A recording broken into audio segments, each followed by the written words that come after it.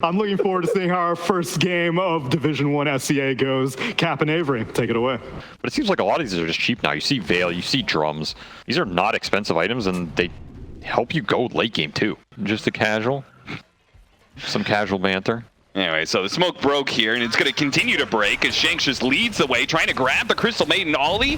He actually doesn't go for the Q. Now he goes for a toss back, see if they can get the first one. They do, very quickly turning now onto Q for a second blood, perhaps. The snowball over to Shanks is not quite enough, nor is the lumber thrown at Q. He survives through that, and his back probably hurting after that one. Execration will walk away. As long as you're confident in like the playstyle of him and you understand some of his weaknesses, which are, you know, his inability to move around the map early or join super early ganks, this type of thing. He's a little slower. He provides a lot for you in the mid-late game. Nice pull out of position there by Shanks. 23, taking a lot of damage. He's going to duck into the trees here, see if he can kill Shanks before going down, but he will not. Ollie, he'll be able to get the kill instead, but 23 going down beforehand, no experience for that. He's just going to be cruising around the map. The catch is not going to be there that early. Bob is just merciless with these tossbacks. He's not actually going to be able to get a kill or anything off of it, but it is just forcing Mikoto to blow through the snowball over and over again. Go for the rune, and it's on the other side of things. So now Bob, without that refill, maybe in a bit of trouble as Frostbite shows up. Nice rotation from Ollie, very well timed, and helps Mikoto secure the kill. Not sure if that punch rebound interaction did him any favors, but no, definitely not. You know, you take what you can get. I mean, that's not really what Mikoto wanted out of this, right? Like, he's going to expend an early TP on this Tuskar, have to run back to mid. He really wanted to. It feels even worse if the enemy's mid, their rotation works out perfectly. No problem getting the kill on 23. There's a lot of damage and a lot of tank ability coming out. They're just forcing the issue. Yeah, why not? Force them to fight into this Greaves that, you know, you pointed out is such a big problem for this game. The smoke is there, and they see Tino. They're going to go for it. Hookshot is going to lead off. We're going to see Shanks. He actually immediately goes for the Crystal Maiden, tosses him into position, quickly dies to Palos, who is just standing there with the living armor and delivering fiery justice to anybody who wants to be able to fight back. Nice toss over. That's going to ensure a big kill onto Mikoto with the help of the Doom, locking it down and almost catching the Furion as well. Either way, 3 heroes go down and a mid tower to fall. He's already up to 40 armor in that type of engagement, 70% reduction. I mean, good luck, my friend. It's just not happening, and now you have this blink dagger online. 23. All right, time to go all in. 23 is definitely going to be dying here. At least I assume he's going to be dying. Okay, they get there in time, stop the TP. On the other side of the map, they tried to all in on Tino, couldn't do anything. Yeah, this is probably the first little W that we're going to see out of Talon, as they're going to be able to take the Roshan without the interference of Execration. And I think they'll be able to get out pretty cleanly too. We'll see. Bob blinking forward, not able to stop any of the TPs in time. Roshan's a bit easier, so that'll give them a decent amount of time here. Now they can start to split the map up, trying to abuse the Furion. Uh-oh. Maybe it's the Furion who's going to be abused. Okay. 100 to 0 pretty quickly. And he's going to go an AC next item. I mean, Blink Deso is kind of necessity on this hero. You feel really bad without it. You know, you're just not doing anything. Looks like Talon are going to be taking some sort of fight here with the Aegis. Starting off, trying to blow up the Doom. That damage was not very fast with the Arcane Rain. He managed to get the 2-man toss combo. Shanks, he's in deep. They actually got a pretty decent freezing field, but halted immediately. Overgrowth, all controlled. Drow Ranger still trying to fight through. Shanks does manage to get that kill. Bob coming back in. Another 5 seconds for another combo by him. He wants to be able to chase down some of these heroes. His Jabz, he's certainly caught. Bob's going to look for a little bit more. Oh, nice force sap down the cliff from 23. Does manage to get away. So actually, Talon, I feel like that fight, especially the way it started with them, and I've been kind of surprised at the win percentage. Well, it dipped down a little bit more, but it's right now it's 25 to 75. So give me what is the 25 that's being represented here? Maybe it's this. Maybe it's them actually getting on top of Lena for once. The living armor is making it very, very slow to be able to kill him. And now the overgrowth is going to make things even worse as Bob shows up with the toss back. Avalanche over the top. Jabz continues to futilely right-click Palos, doing no damage whatsoever. His damage was actually getting outdone by the lifesteal living armor combination there. Oh, dear. And I think this is the power of what we were talking about from the draft on, too. If you pick an offlaner here that gives you auras, gives you some armor, this Talon draft is going to have a hard time fighting because the damage is limited in the mid game. And then you might fall behind, which is what happened. So I really like that he went for Oh, nice hook shot. That's a good way to back there start. onto the Doom as well with the two-man silence. The snowball's going to stick on top of the Lina. Right, If they can finish him off here, it would be massive, but a little disposed, a little bit of movement, a bumper, a turn around, two-man stun. The Nature's Prophet TPing in to finish off Palos. Pops a BKB. Palos knows he's dead. He's going to turn around, do what damage he can. The rest of Execration now without their Lina are lost. Talon with the comeback there, all off of a beautiful initiation from Q. They'll probably give him the Aegis here. Shard going to Doom. Remember, Talon has to jump her, so just put the onus on them.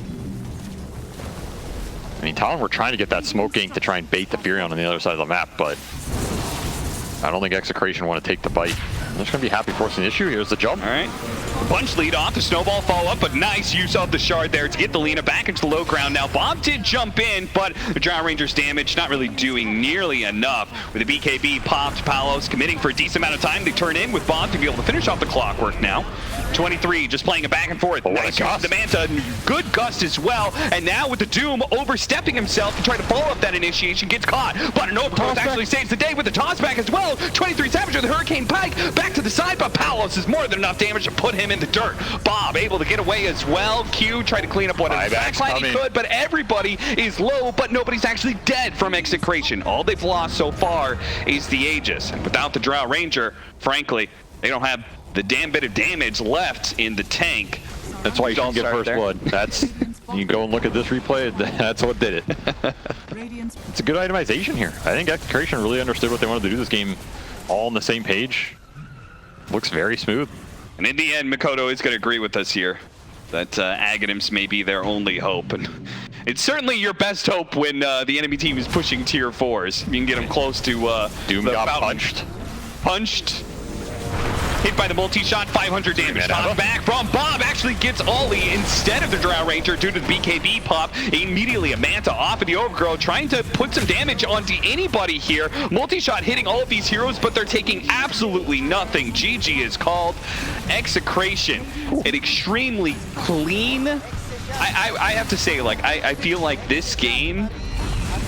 How many mistakes did they really make? There was that one mistake going high ground. Yeah, but other than that, like, I feel like it was a very clean game. Drafts into execution of the lanes, the swap through.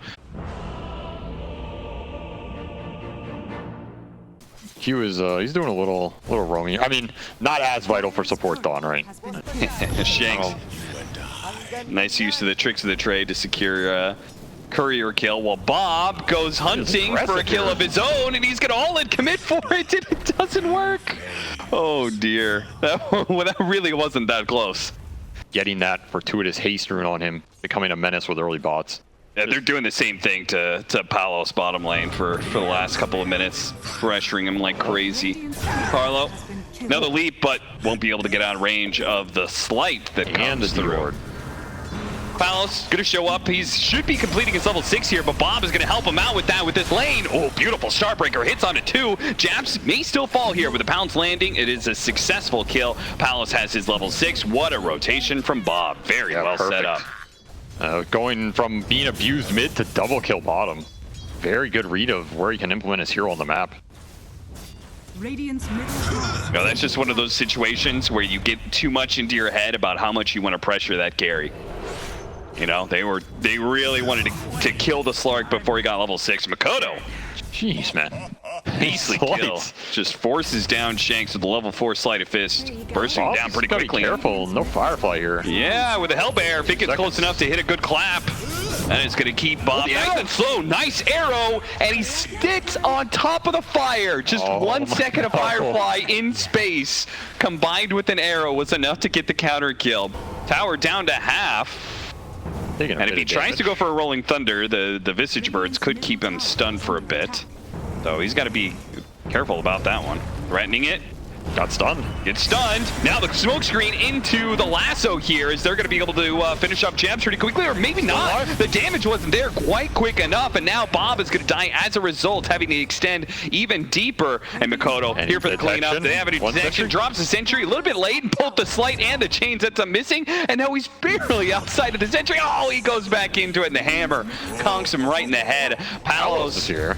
Yeah, okay, this is a late show up to a fight that they really need to collect some kills off of, with Mikoto having very little mana to work with. He's got 7 magic wand charges, but it's not enough for him to be able to jump to a remnant.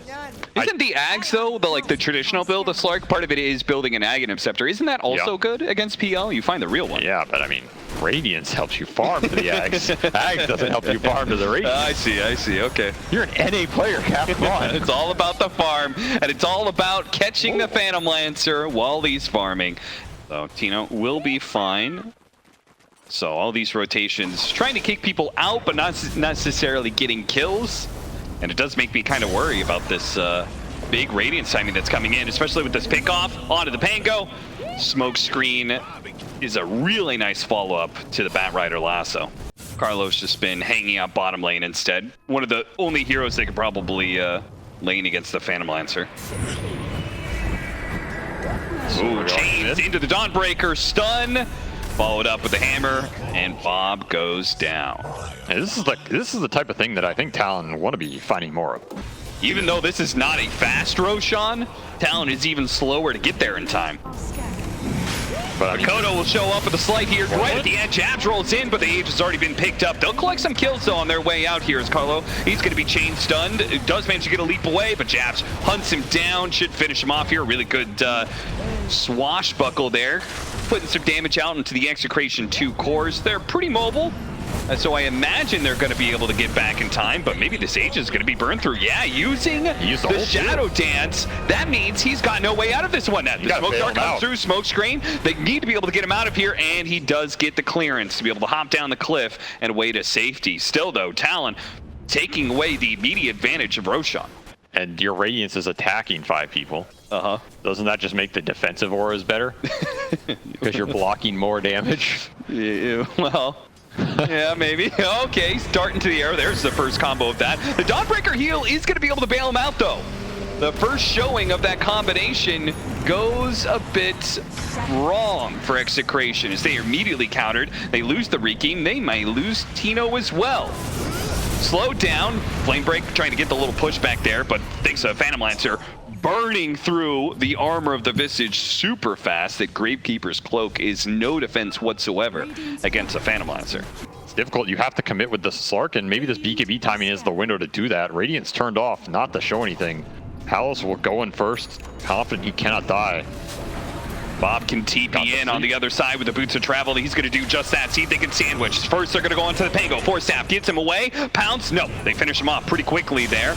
Now they look and turn for more as there it is. Bob sandwiching them, catching both the supports as a result. Tino walks away with the double kill. And they got the dart into the arrow. Oh, the smoke screen was enough to let the arrow land, and they'll follow that up. Execration, 1, 2, 3, and a 4th kill their way. Execration with a very nice smoke gank. Yeah, very heads-up play by Execration, and they're just going to take a Rax off him. Smart. Range barracks down at 24 minutes. You have Ronald to deal with. You have this Ricky to deal with. You have Slark, who can also spot your wards. 3 major vision mechanics for Execration that it's just skewed the vision on this map a lot. Yeah, that's a good point. It means when they start getting pickoffs, it's just going to build and build. The lasso pull into the arrow.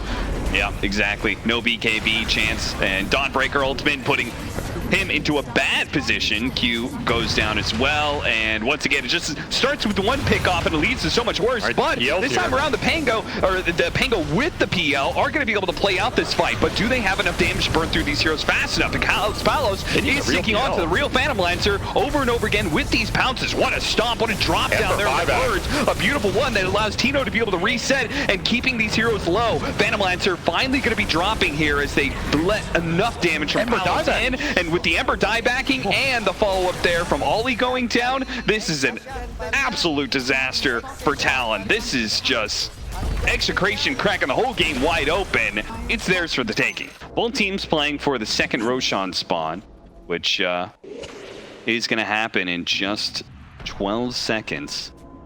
The wraparound here from Execration. They see Q. They should be able to get this cleanly as that lines up the arrow. now a 4 versus 5. There is the buyback opportunity, though. The Dawnbreaker has buyback ultimate with the 2-man chains. We'll see when they want to blow through this. Jabz! Oh no! A whiff and stuck on the cliff again! Jabz immediately stops that one, throws out the swashbuckle. They're going to be able to kill the Riki. Oh, maybe not. The Riki jumps away for a second there, finally does go down. But ultimately, the Phantom Lancer has been locked down, and the enemy carrier Palos is just going to clean up. That was not the initiation that they thought it was going to be. Jabz fumbling and leading his team into another unmitigated disaster. I don't know how you recover from this one now. Every dart that comes out is an arrow into a leap, right? There's no hard save. I don't know, man. Even if that roll hits, that's actually a really good point. I didn't think about that. The miss rate of the smoke screen combined with the radiance. Yeah, that's what I'm saying. That's like 95% chance miss. Now they've got an Aegis to work with to see if they can close out this game and get a 2-0 against Talon. Should be a massive boon for Execration the coming weeks here as they manage to get the initiation on the Phantom Lancer once again. Palos is able to stick on top, and the Phantom Lancer soon to fall, and he does. No buyback available, and without the carry, there's no damage left in the tank for Talon. Jabz is going to die on the low ground, and GG is immediately going to be called. Well done. 2-0 for Execration. A super dominant game 1, and honestly, this game 2, more even, a lot more even in the first like 15 minutes, but once they cracked the game open, they gave Talon absolutely no quarter whatsoever.